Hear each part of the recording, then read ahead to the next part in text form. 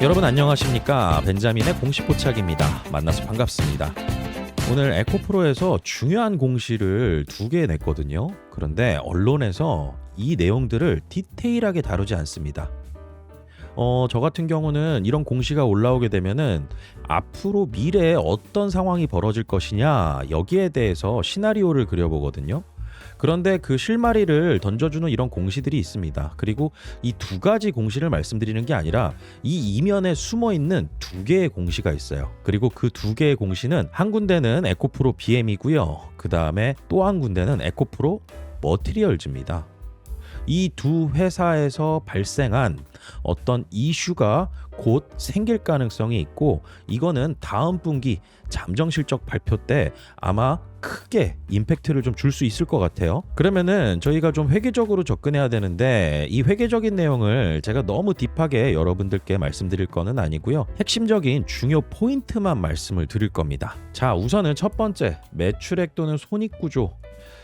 이 높은 폭으로 변동이 됐다, 이 공시가 나오면서 이 아쉬운 부분이 하나 있잖아요. 오늘 만약에 이 당기순이익까지 플러스로 잡혀가지고 이 공시가 되었다라고 하면은 시장에서 이 주가에 대한 반응 어땠을까요? 더 컸었을 겁니다. 예상치 못한 서프라이즈가 나왔다, 뭐 이렇게요. 그런데 이 영업이익이 플러스로 잡힌 것도 긍정적인데, 여기에 법인세 비용 차감 전 계속 사업이익이 마이너스고, 그리고 당기순이익은 또 마이너스 2240억 규모. 영업이익은 이렇게 늘었는데 당기순이익은 왜 마이너스로 잡혔을까? 영업이익 흑자 전환에 대한 이 보도 자료들은 나와 있지만은 실질적으로 당기순이익에 대한 마이너스, 이 부분이 좀 아쉬운 내용이잖아요. 그런데 여기에 원인이 되는 공시가 이렇게 나왔습니다. 파생상품 거래 손실 발생. 약 2,960억 정도의 규모입니다. 이게 손실로 안 잡혔다라고 하면은 당기순이익이 플러스로 나왔을 거예요. 그리고 규모도 자기 자본 대비 6.8%나 되기 때문에 이거는 또 의무 공시 대상입니다. 그래서 이 2가지 내용의 이면에 어떤 계약 조건들 때문에 그러나, 그리고 이와 관련해 가지고 그러면 지금 상황에서 에코프로 BM과 에코프로 머티의 주가가 어느 정도의 수준을 유지하거나 지금보다 좀 더 상승해 준다라고 하면은 1분기 잠정 실적 발표할 때 있잖아요. 이때 크게 이게 부풀려서 나오게 될 겁니다. 이 순이익이. 그러면은 시장에서는 회계적인 내용을 뜯어보는 것보다 언론 보도에서 늑달같이 달려들어서 여기에 대해서 엄청나게 보도자료를 뿌려대겠죠. 그러면은 이 보도자료 뿌려낸 거에 있어서 누군가는 미리 알고 준비했을 거고, 그때 당시에 가서 당기순이익 높게 나왔네, 앞으로 돈 더 잘 버나 보다, 이 착시 효과가 있는지도 모르고 뒤에 따라 들어가는 거. 이렇게 됐을 때는 기관 투자자들 같은 경우는 그 시점이 또 주가가 올라간 상황에서는 털고 나가는 그러한 시기가 되지 않을까, 저는 그렇게 생각합니다. 자, 그러면 핵심만 압축하고 요약해서 중요한 부분만 말씀을 드려보도록 할게요. 우선은 에코프로 2,960억 파생상품 손실의 실체, 이 실체를 알아야 됩니다. 결론부터 말씀드린다라고 하면은 회계적인 착시예요. 지금 기준으로 평가하잖아요. 그렇게 됐을 때는 이게 마이너스로 안 잡힙니다. 왜냐하면은 회계년도는 25년도 1월 1일부터 25년도 12월 말까지죠. 이 기간 동안의 모든 사업 내용을 종합해가지고 저렇게 공시를 낸 거란 말이에요. 그런데 지금 몇 월 며칠이죠? 2월 4일입니다. 이 기간 동안에 에코프로 BM과 에코프로 머티의 주가가 많이 달라져 있어요. 그러다 보니까 시점의 차이인 거지, 만약에 지금 기준으로 잠정 실적을 발표했다라고 하면은요, 이거 플러스로 당기순이익 나왔을 거예요. 자, 그러면은 여기서 중요한 거, 왜 이런 숫자가 나왔을까? 에코프로가요, 에코프로 BM의 주식을 담보로 자금을 조달한 적이 있었죠. PRS라고 합니다. 주가 수익 스와프. 여기에 대해서 너무 딥하게 설명을 드리지는 않을게요. 다만 조건만 기억하시면 되고요. 가격만 기억하시면 됩니다. 어떤 가격이냐면 기준이 되는 가격. 이걸 공시에서 제가 말씀을 드릴 겁니다. 그리고 에코프로 머티 같은 경우도 RCPS 상환전환 우선주라고 합니다. 이 3자 배정으로 유상증자를 했는데 우선주를 발행을 해요. 우선주를 발행을 하는데 보통주로 전환할 수가 있습니다. 그러면 시장에서 매도하고 주가 차익을 보려고 들어오는 곳이 맞아요. 그리고 여기에는 또 사모펀드 회사들이 들어옵니다. 규모는 약 3,900억 규모. 그런데 앞에 상환자가 붙어요. 상환. 자, 그러면은요. 주식을 투자하는데 만약에 일정 가격 이하로 계속 주가 수준이 유지되거나 우리의 기준 주가보다 낮아지게 되면은 너 이자 5%씩 내놔.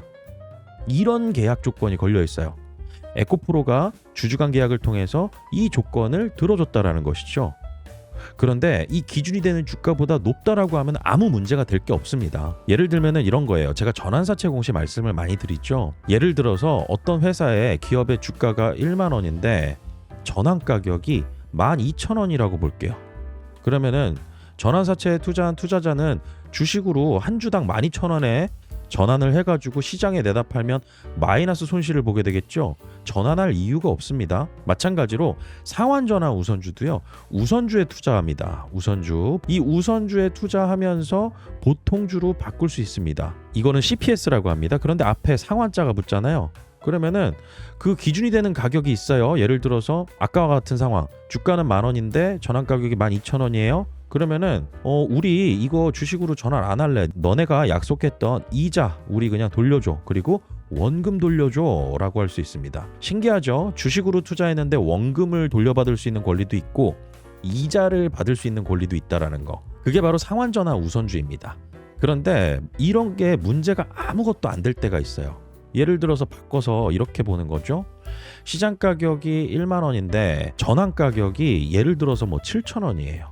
그러면 이런 건 문제가 안 되죠. 주당 7,000원으로 전환해서 1만 원에 시장 가격으로 팔게 되면 수익을 보는 거잖아요. 이럴 때는 아무 문제가 생기지 않는데 회계적으로 기준이 되는 주가, 전환이 되는 주가보다 시장 가격이 낮았을 때는 여기에 대해서 미리 손실로 처리를 해버리는 겁니다. 손실로.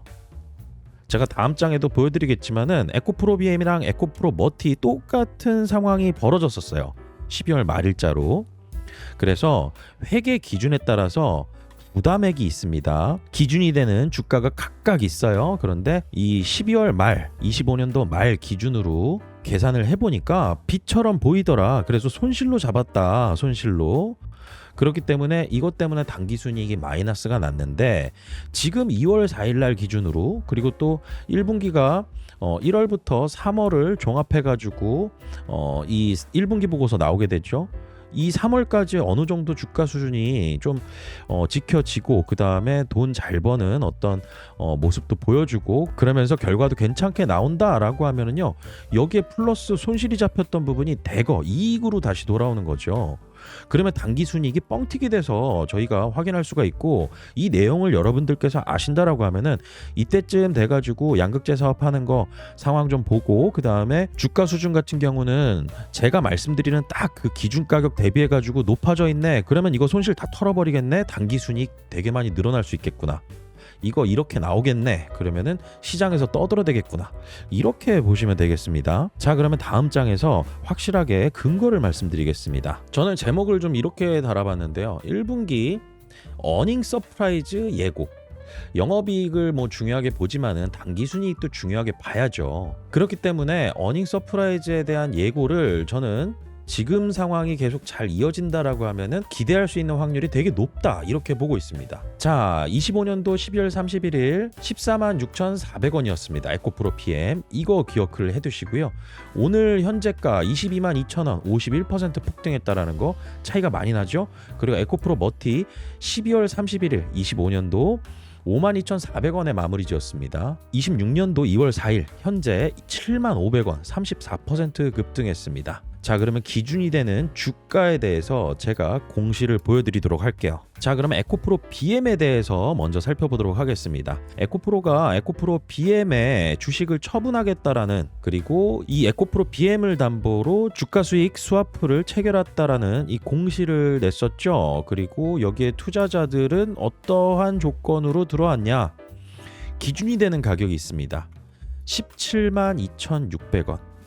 아까 이 제가 보여드렸던 이 자료에서 12월 말 주가가 얼마라고 말씀을 드렸냐면은 146,400원이라고 말씀을 드렸습니다.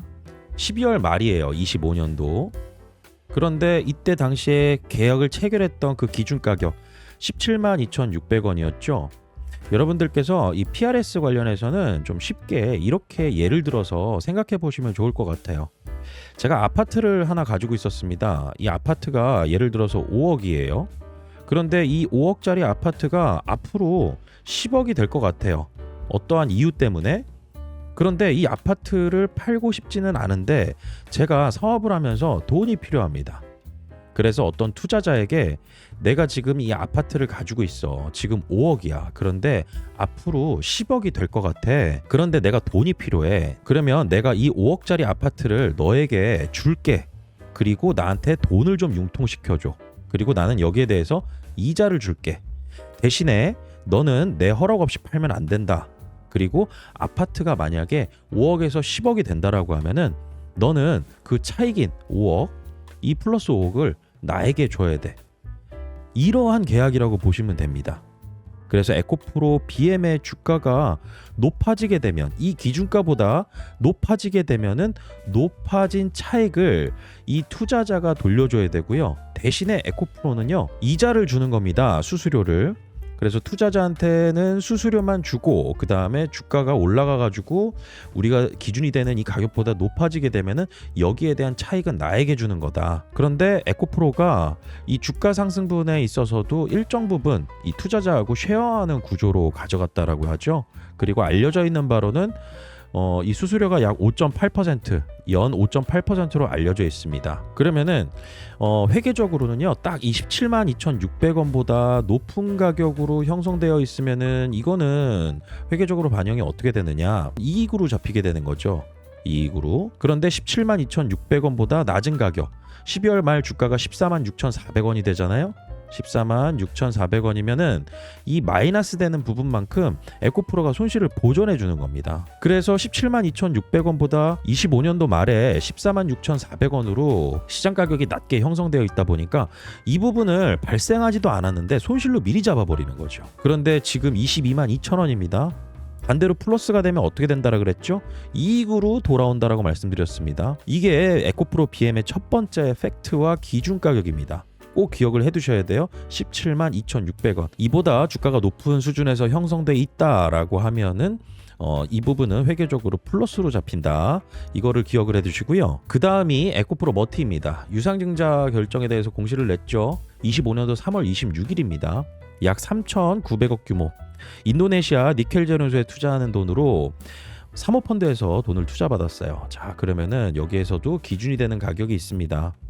보시면은 75,974원입니다. 이 가격보다 주가가 높으면은요, 투자자는 우선주로 투자하면서 시장에 거래되는 보통주로 전환해가지고 시장에 매도하고 나갈 수가 있습니다.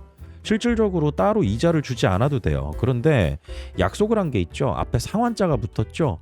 이 전환가액 75,974원보다 낮은 가격으로 주가가 형성되어 있으면은 에코프로가 5%씩 보전해 줘야 돼요. 실질적으로 나간 돈은 아니에요. 그러니 시장 가격이 이 전환 가격 그리고 기준이 되는 아까 그 에코프로 BM의 가격 이거보다 높게 형성만 되어 있다라고 하면은 마이너스 손실로 잡힐 그럴 내용이 아니라는 거죠. 그러면은 여러분들께서 이렇게 기억을 해두시면 됩니다. 이제 앞으로 에코프로 머티 주가가 얼마나 더 올라가나 이 부분 체크해야 되고요. 그리고 에코프로 머티의 주가가 이 75,974원을 넘어가는 그 순간이 또 1분기 실적 발표하는 그 시점과 맞물린다?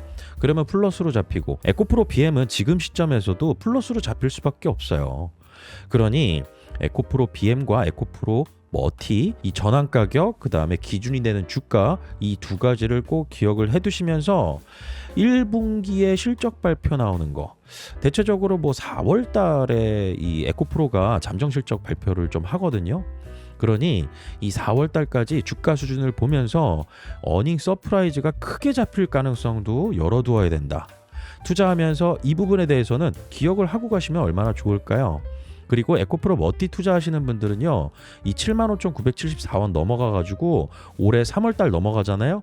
예를 들어서 뭐 이게 뭐 10만 원 가고 12만 원 가고 이런 상황이 만약에 벌어진다라고 하면은 이때는 오버행 이슈를 좀 걱정을 하셔야 됩니다. 왜냐하면은 이 투자자가 투자를 하고 1년 뒤부터 주식으로 전환할 수가 있어요.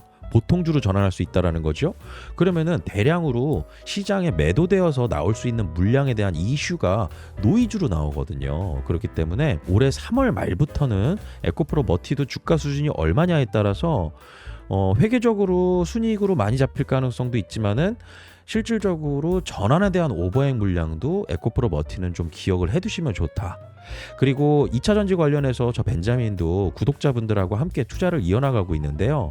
2차전지 관련 투자 저 벤자민과 함께 투자하시면서 소통할 수 있는 창구가 있습니다. 저 벤자민과 함께 투자하기, 소통할 수 있는 창구 3가지가 있습니다. 첫 번째로 무료로 정보 공유해드리는 텔레그램 채널이 있어요.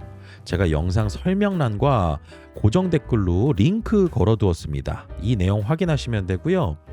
그리고 프리미엄 투자 전략실이 있습니다. 저 벤자민이 직접 구독자분들에게 실질적으로 매수 의견과 매도 의견을 드립니다. 그리고 매수 의견을 드린 종목은 제가 매도 의견 나가기 전까지 계속 모니터링을 해드립니다. 모니터링, 상황이 어떤지, 그리고 주요 투자 포인트는 무엇인지, 핵심적인 내용들은 무엇인지, 그래서 여러분들께서 매도 버튼을 누르는 순간까지 지속적으로 모니터링을 해드리면서 앞으로 상승 유망한 종목들을 매수 의견 드린다라는 거. 그런데 여기에는 월 구독료가 발생합니다. 월에 5만 원입니다. 13년 제도권 금융기관 경력의 벤자민의 인사이트를 월 5만 원에 구독하실 수가 있는 거예요. 그리고 결제도 공신력 있는 네이버 페이, 네이버에 벤자민의 공식 포착이라고 검색하시면은 확인이 가능하시거든요.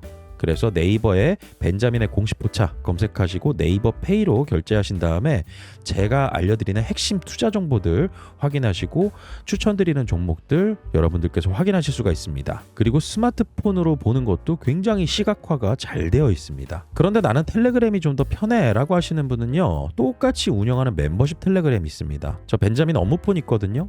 010-8197-2032번으로 문자로 신청이라고 문자 전송해 주시면 됩니다. 요새 2차전지 시장 다시 살아나는 분위기가 계속 이어지고 있는데요. 이런 상황일수록 투자 전략을 잘 세워서 앞으로 얼마나 더 수익을 보고 나갈 수 있는 구간이 만들어질지, 이 부분에 있어서 저 벤자민과 함께 정보 공유 잘 하셔서요, 좋은 투자 수익 기회 잘 만들어 가시길 바라겠습니다.